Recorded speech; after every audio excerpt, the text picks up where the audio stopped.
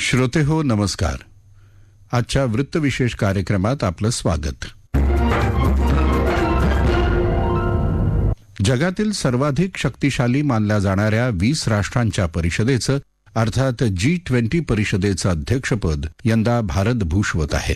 भारताच्या नेतृत्वाखाली होत असलेल्या या G20 शिखर परिषदेची पहिली बैठक कालपासून कोलकाता इथं सुरू झाली आहे.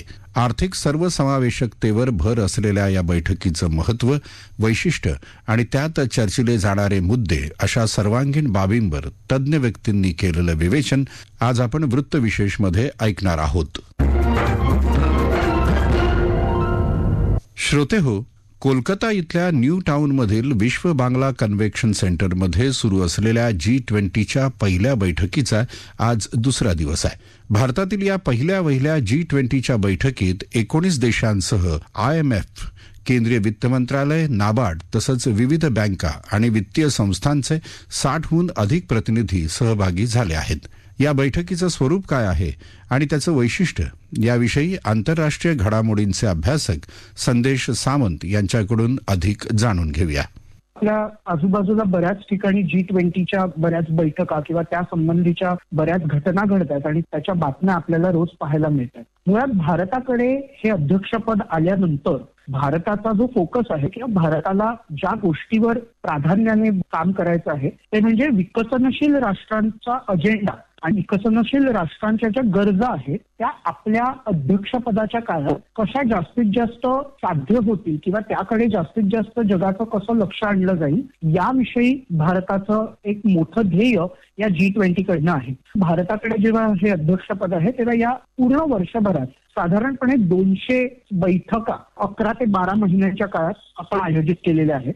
आणि जानेवारी महिन्यासंबंधी म्हणायचं तर हा महिना जो आहे हा अत्यंत गुंतागुंतीचा आणि अत्यंत बिझी शेड्यूलचा असा महिना आपल्याला म्हणता येईल. कारण या एका महिन्यात आपल्या देशात 10 ठिकाणी वेगवेगळ्या प्रकारच्या बैठका होणार आहेत. म्हणजे यात एक व्हर्च्युअल म्हणजेच आभासी विश्व अशी एक बैठक असणार आहे. पण याशिवाय कलकत्त्यामध्ये 9 जानेवारीपासून जी बैठक सुरू झालेली आहे ती एक बैठक आहे. त्यानंतर त्रिवेंद्रम तिरुवनंतपुरममध्ये आरोग्यविषयी बैठक असणार आहे. चेन्नईमध्ये शिक्षण विषयक बैठक असणार आहे.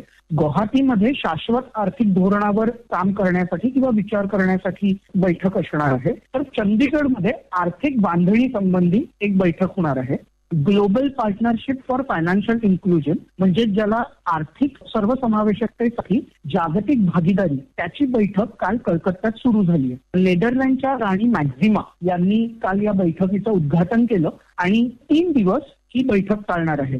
आता या बैठकीत मुळात कोण सहभागी झाले तर जागतिक बँकेचे मोठमोठे अधिकारी या बैठकीत आलेले आहेत. त्याच्यानंतर जगभरातल्या विविध आर्थिक संस्था आहेत त्यांचे अधिकारी या बैठकांमध्ये आलेले आहेत. सिंगापूर, फ्रान्स, इस्टोनिया यांसारखे जे देश आहेत यांच्या आर्थिक संस्था आहेत यांचे सुद्धा अधिकारी या बैठकीत आलेले आहेत. आता याचं मुळात उद्दिष्ट काय आहे? जगातल्या सर्व घटकांना एका औपचारिक आर्थिक इन्फ्रास्ट्रक्चरमध्ये किंवा आर्थिक नियोजनात आपल्याला कसं सर्वसमाविष्ट करून घेता येईल हा या बैठकीचा मुख्य अजेंडा आहे. तर आपण भारताचा या दृष्टीने विचार करायचा गेला तर आधारचे CEO सौरभ गर्ग यांनी सुद्धा काल या बैठकीला मार्गदर्शन केलं. पश्चिम बंगाल राज्याच्या मुख्यमंत्री ममता बॅनर्जी यांनी सुद्धा मार्गदर्शन केलं. आता ममता बॅनर्जी यांचा मुळात मुद्दा काय होता तर पश्चिम बंगाल हे राज्य औद्योगिक क्षमतेसाठी कसं परिपूर्ण राज्य आहे या संबंधीचे विचार त्यांनी बैठकीसमोर मांडले आणि आपल्या राज्यात जास्तीत जास्त गुंतवणूक करता येईल याविषयीचा सुद्धा विचार त्यांनी मांडला. आता या सर्व बैठकीचा सर्वात महत्वाचा मुद्दा की सर्वसमावेशक वृद्धी आणि आर्थिकदृष्ट्या वंचित घटकांचा विचार हा या बैठकीत केला गेलेला आहे. आपण जर लोकांच्या ठेवी किंवा सेव्हिंग तर या सेव्हिंग लोक बऱ्यापैकी आपापल्या घरात करतात.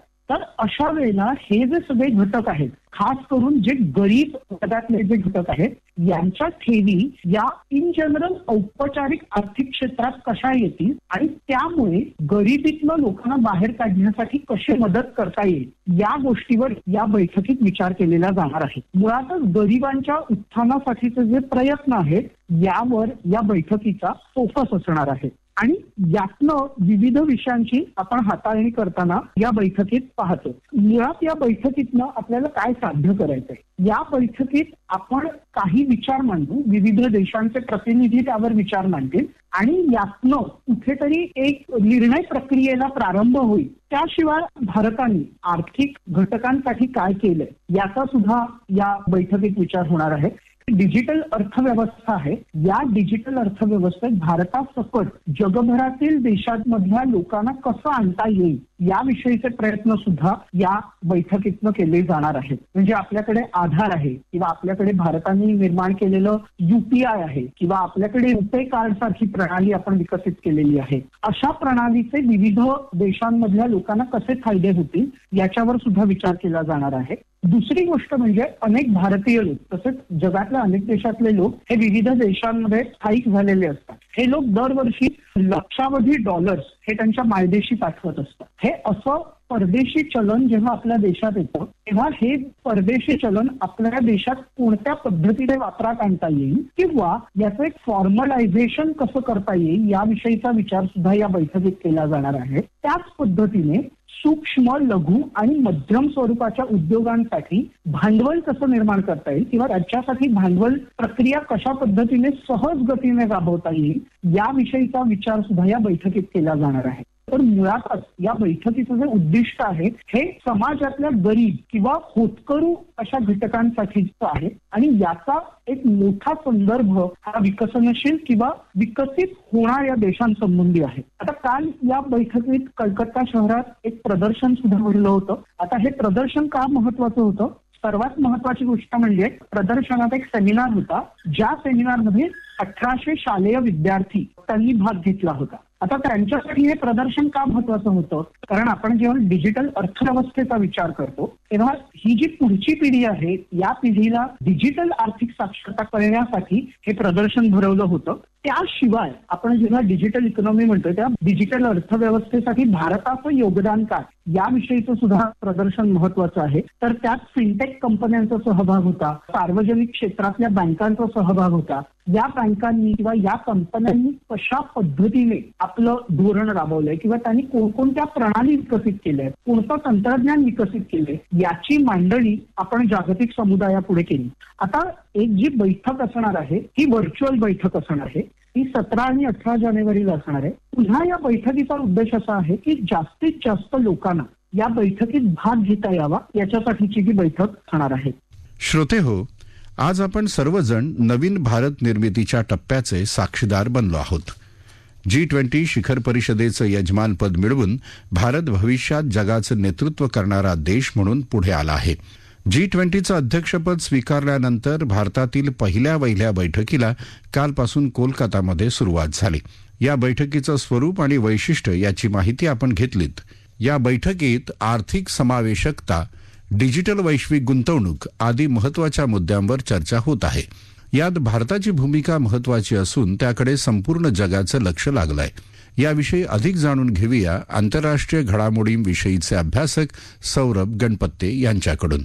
यावर्षी भारताला G20 परिषदेचं एक अधिपत्य मिळालंय आणि वर्षभर या परिषदा चालणार आहेत आणि त्यातली पहिली परिषद जी आहे ती कलकत्त्याला पार पडते 3 दिवसाची. अनेक अंगाने या परिषदेचं महत्व आहे, पण या क्षणी हा विचार विवेचनात जो होणार आहे तो आर्थिक समावेशकता या विचाराचा. अत्यंत मोठ्या प्रमाणात भारतात जे काही बदल घडले त्याचा परामर्श इकडे घेतला जायला हवा. Digital financial inclusion, remittance cost आणि SME small and micro industries, enterprises finance availability या 3 मुद्द्याभोवती परिषद फिरणार आहे. भारतासाठी या परिषदेचं महत्व अधोरेखित करता येतं. फायनान्शियल इन्क्लुजन किंवा वित्तीय सर्वसमावेशकता म्हणजे काय? फायनान्स म्हणजे वित्त पुरवठा, वित्तीय समावेशकता म्हणजे समाजातल्या सर्वात खालच्या गरजू स्तराला वित्त पुरवठा होणं. एक लक्षात घेऊ ती म्हणजे ही भीक नाही. उद्योजकाला वित्त हे हवं असतं, तेव्हा लघु उद्योजक आणि सूक्ष्म उद्योजकांना वित्तीय पुरवठा जर व्हायचा असेल तर त्यासाठी काही विशिष्ट पावलं उचलावी लागतील. अर्थात या देशात ही बाब अनेक वर्षापासून चर्चिली जात आहे, पण या वित्त पुरवठ्यात सर्वात मोठा अडथळा होता तो म्हणजे वित्त पुरवठ्यासाठीच्या निकषांचा. रेग्युलर मार्गाने वित्त पुरवठा करायचा झाला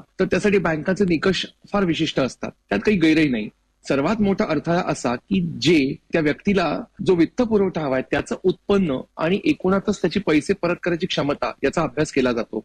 समाजातला लघु उद्योजकांचा एक खूप मोठा वर्ग इकडेच मात खायचा. यासाठी डिजिटल फायनान्शियल इन्क्लुजन फार महत्वाचं आहे. प्रचंड मोठ्या प्रमाणात हे व्यवहार आज जीपे, फोनपे, भीम किंवा डेबिट क्रेडिट कार्ड आणि तत्सम प्लॅटफॉर्मवरून होतात.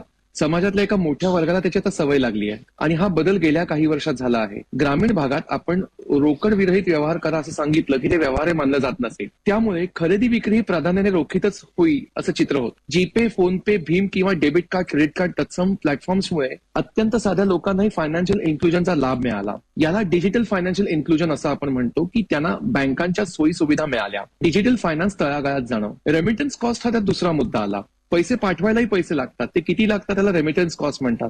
भीम सारख्या किंवा युपीआय सारख्या प्लॅटफॉर्म्सना सरकारने प्रचंड प्राधान्य दिलं. आजही अड्डासारखं एखादं ऍप आपल्याला बिल्डिंगचा मेंटेनन्स भरायला सांगतं आणि युपीआयने जर मेंटेनन्स भरला असेल तर कसली कॉस्ट लागत नाही. त्याच वेळेला इज माय पे सारखे ऍप्स आहेत जी तुमची बिलं नॉमिनल कॉस्टमध्ये भरतात. त्यांची एक नॉमिनल कॉस्ट असते आणि तुमचं काम सोपं होतं. तरीही हा खर्च कसा कमी करता येईल यावर खल चालू आहे. लघु आणि मध्यम उद्योगांना वित्तीय पुरवठा हाही एक महत्वाचा मुद्दा यात येतो. साधारणतः मुदत कर्ज, भांडवली कर्ज, स्थावर मालमत्तेसाठीचं कर्ज, वेगवेगळ्या साधनांसाठी कर्ज, मुद्रा योजना, कॅश क्रेडिट आणि एमएसएमई लोन या अशा माध्यमातून कर्ज दिली जातात. या डिजिटल फायनान्शियल इन्क्लुजनची दुसरी सकारात्मक बाजू आपल्याला बघता येईल. पूर्वीच्या सरकारचे आपले वित्तमंत्री पी चिदंबरम यांचा एक व्हिडिओ आहे. ते म्हणतात बारीक बारीक रकमा कशा काय कार्ड आणि डिजिटल पेमेंट दिल्या जाणार. पण ही परिस्थिती आज आली. सामान्य माणसं अक्षरशः 15-20 रुपयाच्या किमतीही डिजिटल पेमेंटने चुकवू लागली. आज बँकांचं एक वर्षाचं स्टेटमेंट चक्क 30 ते 40 पानांचं निघू लागलंय. कारण कॅश ऐवजी डिजिटल व्यवहार होत आहेत आणि ते बँकिंग मधून होत आहेत. त्यामुळे विक्रेता आणि उद्योजकांचं एक बँक स्टेटमेंट त्यांचा व्यवहार कथन करतं. त्यामुळे बहुतेक व्यवहार हे बँकेतनं होत असल्याने अशी उलाढाल दिसते आणि त्यातून समोर येते ती त्या व्यक्तीची, त्या उद्योजकाची कर्जफेड करायची क्षमता. त्यामुळे डिजिटल फायनान्शियल इन्क्लुजन हा मुद्दा इथेही महत्वाचा पडतो आणि बँकांना त्यामुळे कर्ज देणं सोपं जात आहे. फायनान्शियल इन्क्लुजन अधिकाधिक परिणामकारक होत आहे. भारतासारख्या देशाने तर आनंदाने शिस्त स्वीकारल्यासारखं दिसते. एरवी शिस्त आणि आनंद एकत्र जात नाहीत, पण रोकड विरहित व्यवहार आज लोकांना भावतात. बहुधा नोटा काढून देण्याची संस्कृतीच लोप पावेल. प्रचंड मोठ्या प्रमाणातल्या उद्योजकांचे व्यवहार जर समोर आले तर देशाच्या अर्थव्यवस्थेचं एक वेगळं चित्र समोर येईल आणि ह्याचीच आज देशाला गरज आहे. श्रोते हो, आंतरराष्ट्रीय अर्थव्यवस्थेतील समन्वयासाठी प्रमुख व्यासपीठ म्हणून ओळख असलेल्या G20 देशांच्या गटातून जगातील 85% GDP येतो. त्यामुळे G20 देशांच्या शिखर परिषदेचं भारतासाठीच नव्हे तर जागतिक स्तरावर महत्त्व अधोरेखित झालं आहे.